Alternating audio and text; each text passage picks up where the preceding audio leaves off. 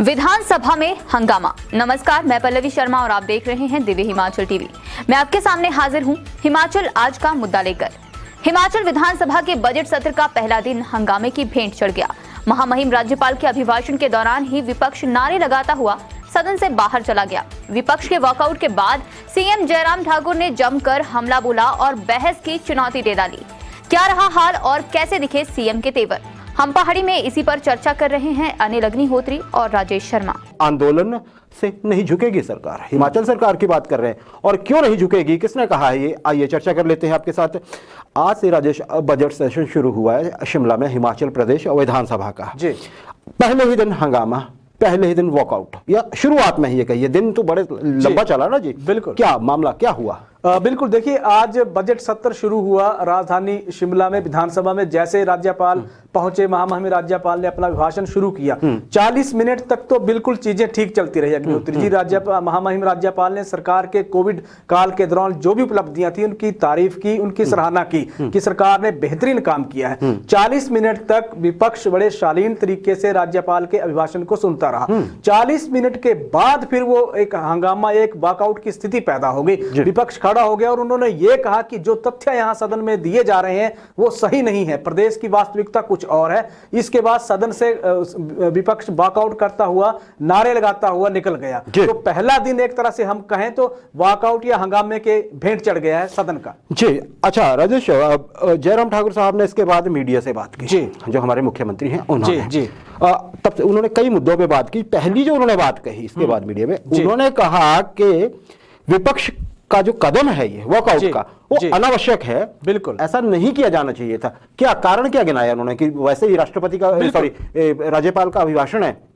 इसलिए वॉकआउट नहीं होना चाहिए था? कोई वजह भी थी उसकी कि कारण ही नहीं बनता था? बिल्कुल, देखिए जो विपक्ष, आप पहले दिन बजट सत्र के दौरान अगर देखते हैं तो तेवर अगर हम दोनों के देखते हैं अग्निहोत्री जी, चाहे पक्ष के हों, सत्ता पक्ष के हों या विपक्ष के हों, तेवर एक तरह से ऐसे लगे कि तीखे हैं। और बिल्कुल जो ये बजट सत्र होने वाला है, बहुत ज्यादा इसमें चर्चाएं होने वाली है आने वाले दौर में। आज जिस तरह से विपक्ष ने अपने तेवर दिखाए हैं, सरकार जिस तरह से सख्त हुई है, मुख्यमंत्री जयराम ठाकुर ने सीधे तौर पर अगर हम कहें तो उन्होंने ये कहा है कि कांग्रेस को दिक्कत क्या है। बड़ी बात यह है, उन्होंने ये कहा कि कांग्रेस ने संवैधानिक मर्यादाओं का उल्लंघन किया है जिस तरह से कांग्रेस ने वॉकआउट किया है। उन्होंने चीजें कही है कि उन्होंने कहा कि कांग्रेस ने आरोप लगाया कि जो यहां तथ्य पेश किए जा रहे हैं वो झूठे हैं। अब मुख्यमंत्री ने सिलसिलेवार वो चीजें गिनाई है। उन्होंने कहा कि ऑक्सीजन प्लांट जब कांग्रेस की सरकार थी या जब हमारी सरकार आई तो प्रदेश भर में 2 ऑक्सीजन प्लांट थे। कोरोना पीरियड के दौरान में आज 48 या 48 ऑक्सीजन प्लांट प्रदेश में काम कर रहे हैं। वेंटिलेटर कांग्रेस के वक्त में 50 थे या उसमें से 30 चलते थे जब कोरोना आया एक तरह से। उसके बाद आज की हम बात कर लेते हैं, 1014 वेंटिलेटर प्रदेश में मौजूद है। इसमें गलत क्या है? आईसीयू बेड तब 52 बेड थे, आज की डेट में 557 आईसीयू बेड प्रदेश में है। इसमें झूठ क्या है? ऑक्सीजन सिलेंडर की बात कर लें, कांग्रेस 2800 ऑक्सीजन सिलेंडर छोड़ के गई थी जब भाजपा सत्ता में आई थी। वर्तमान दौर में 17,000 ऑक्सीजन सिलेंडर प्रदेश सरकार के पास हैं। इसमें गलत क्या है? प्राइवेट इन्वेस्टमेंट का उन्होंने उदाहरण दिया, उस वक्त सिफर थी। आज के दौर में 41,500 करोड़ के एमओयू प्रदेश सरकार ने साइन किए हैं। गलत क्या है? नगर निगम का उन्होंने उदाहरण दिया, तब 2 थे, आज 5 हैं, 3 हमने बनाए। इसी तरह उन्होंने एसडीएम ऑफिस, तहसील ऑफिस की बातें उन्होंने की, या पंचायतों के गठन की उन्होंने बातें की। तो तमाम उन्होंने चीजें, तथ्य पेश किए, उन्होंने आंकड़े पेश किए। उन्होंने ये कहा कि उस दौर में ये चीजें थी, आज ये हैं, इसमें गलत क्या है और झूठ क्या है। कांग्रेस इस पे अब बहस करने के लिए आ जाए सामने। जी राजेश, ये उनकी प्रेस कॉन्फ्रेंस मीडिया पे जब सामने आई तो एक चीज देख रहे थे कि देखिए विपक्ष ने चलिए ये कहा कि हमने वॉकआउट कर दिया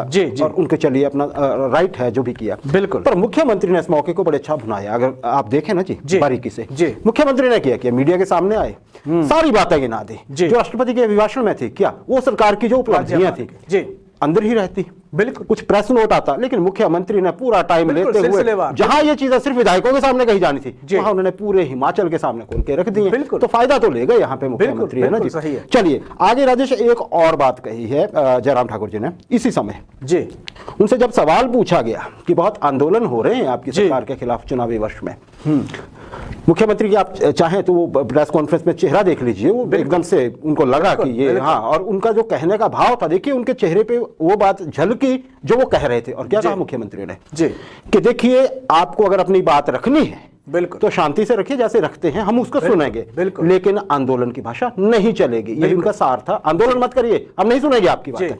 क्या कहेंगे राजेश, क्या ये दिखाता है मुख्यमंत्री का ये जेस्चर जो है? बिल्कुल, मुख्यमंत्री, मैंने कहा तरीका और तेवर बदला बदला नजर आया, चाहे सरकार की बात कर लीजिए, विपक्ष की बात कर लीजिए। मुख्यमंत्री जयराम ठाकुर ने कहा, क्योंकि प्रदेश की अगर हम पिक्चर देखते हैं तो आंदोलन बहुत ज्यादा खड़े हो गए हैं अग्निहोत्री जी। पर आंदोलनों की पहले बात कर लें, आंदोलन कौन कौन से? एनपीएस कर्मियों का आंदोलन है, पदयात्रा चल पड़ी है, ओपीएस बहाली का दबाव सरकार पे बनाया है, डॉक्टरों की पेन डाउन स्ट्राइक चली हुई है प्रदेश भर में, और ये पेन डाउन स्ट्राइक लगातार, अब देखिए आने वाले दिन में मास लीव पे जाने वाले हैं डॉक्टर, सामूहिक अवकाश की बात कर रहे हैं। एक तरह से आंदोलन बहुत उनका प्रखर या तेज हो गया है उनका आंदोलन भी। आंगनवाड़ी वर्कर्स तैयार बैठी हैं आंदोलन के लिए, 18,000 रुपए सैलरी मांग रही हैं। 4 लेन संघर्ष समितियां मुखर हो गई हैं। पे कमीशन की विसंगतियों को लेकर तमाम कर्मचारी संगठनों ने मोर्चे खोले हैं। तो आंदोलनों के बहुत ज्यादा मोर्चे एक तरह से खुल गए हैं सरकार के खिलाफ। ऊपर से कांग्रेस अगर सत्र के पहले दिन वॉकआउट कर रही है तो एक तरह से रणनीति कांग्रेस की भी अगर देख लें तो सीधे तौर पे सरकार को दबाने की है। अब मुख्यमंत्री जयराम ठाकुर ने कहा कि आंदोलनों की भाषा प्रदेश में नहीं चलेगी। जिसने भी अपनी मांग लेकर सरकार के पास आना है वह सहजता से और सरलता से, सलीके से सरकार के पास आए, मिल बैठ के बातचीत करके उसका समाधान निकाला जाएगा। और उन्होंने कर्मचारी संगठनों को भी चेताया अग्निहोत्री जी, उन्होंने कर्मचारी संगठनों को भी कहा है कि जो गैर कानूनी तरीके से आंदोलन करेगा उनके खिलाफ कार्रवाई होगी। चलिए, अच्छी बात है। मुख्यमंत्री के तेवर स्वस्थ होकर लौटे हैं मुख्यमंत्री, और सबको अच्छा लगा है हिमाचल में कि वो पूरी तरह से अपने, बिल्कुल क्योंकि चुनावी वर्ष भी है जी। अच्छा राजेश, एक और बात है, विपक्ष के खिलाफ तो चलिए मुखर होते हैं मुख्यमंत्री, उनका दायित्व भी है और सफल भी रहते हैं जी, लेकिन अपनी ही पार्टी के उनके एक साथी हैं, चुने हुए जनप्रतिनिधि हैं। पीछे खबरें आई थी कि उनसे उनकी दूरियां जरा मिट रही हैं, लेकिन लगता नहीं है। हम बात करें मंडी सदर के विधायक अनिल शर्मा साहब जी, बिल्कुल। आज अनिल शर्मा साहब ने, जब हमारे स्टेट ब्यूरो चीफ है राजेश मंडोत्रा, तो उन्होंने जब बात की तो उन्होंने अपनी पीड़ा जो उनको लगता है मंडी के विधायक को, अनिल शर्मा को जी, तो उन्होंने वो अपनी बातें रखी। जब मुख्यमंत्री से पूछा गया इस विषय में तो मुख्यमंत्री के तेवर फिर से जरा तीखे थे। ठीक सुनाया मुख्यमंत्री ने, बिल्कुल क्या कहा? बिल्कुल सही है। देखिए, मुख्यमंत्री से पहले अनिल शर्मा पे आ जाते हैं। अनिल शर्मा ने कहा कि सरकार में तो अनदेखी लगातार हो रही थी, पार्टी में वो भाजपा के विधायक है और भाजपा के विधायक होने के साथ साथ मंडी सदर के भी विधायक हैं। उन्होंने कहा कि जब मुख्यमंत्री जयराम ठाकुर, क्योंकि मंडी के हैं, जब मंडी के बने तो मंडी की जनता को बहुत सारी आशाएं मुख्यमंत्री से थी कि वो काम करते और काम जो रुके हुए काम थे उनको गति मिलती। अनिल शर्मा ने आरोप लगाया है कि मंडी सदर में उन्होंने कई शिलान्यास या नींव पत्थर मुख्यमंत्री जयराम ठाकुर से रखवाए थे जब उनके संबंध उनके साथ ठीक होते थे। और बड़ी बात यह है कि उनका काम आज तक नहीं चला, ये अनिल शर्मा ने कहा है। और मुझे इससे पहले अगर हम उनको देखते हैं तो उन्होंने तो कह दिया था कि असली विकास मंडी में या तो सराज में हुआ है या धर्मपुर में हुआ है, मंडी सदर में कोई विकास नहीं हुआ। ये अनिल शर्मा ने आज सुबह भी एक तरह से आरोप लगाए हैं। अब इस पे जो मुख्यमंत्री जो जयराम ठाकुर ने जो जवाब दिया अग्निहोत्री जी, उन्होंने ये कहा कि पहली चीज कि अनिल शर्मा को सरकार से सहयोग लेना है, तो सहयोग अनिल शर्मा को लेना है तो बातचीत उन्हें करनी होगी, पहल उन्हें करनी होगी और उन्हें पहले पार्टी की जात सोचनी होगी या सरकार की सोचनी होगी जिसके वो विधायक हैं। परिवार की पहले नहीं सोचनी होगी, परिवार की बाद में सोचनी होगी। बिल्कुल बिल्कुल सहयोग उन्हें करना था, इन्होंने कहा। और मुख्यमंत्री जो काम गिनाए हैं मंडी सदर की, क्योंकि अनिल शर्मा बार बार आरोप लगाते रहते, मुख्यमंत्री जयराम ठाकुर ने कहा कि कोटली में एसडीएम ऑफिस किसने खोला और कोटली कहां आता है? मंडी सदर में आता है। घर है ना जी अनिल शर्मा का, 150 करोड़ का शिवधाम प्रोजेक्ट मंडी शहर में बन रहा है, उसको कौन लाया? किसने उसका शिलान्यास किया? उसका काम आजकल तेज गति से चला हुआ है, उसको कौन लाया मंडी सदर में? कब काम शुरू हुआ? मुख्यमंत्री जयराम ठाकुर ने कहा। मंडी में डिग्री कॉलेज की बिल्डिंग बन रही है 300 करोड़ की लागत से, वो कौन लाया?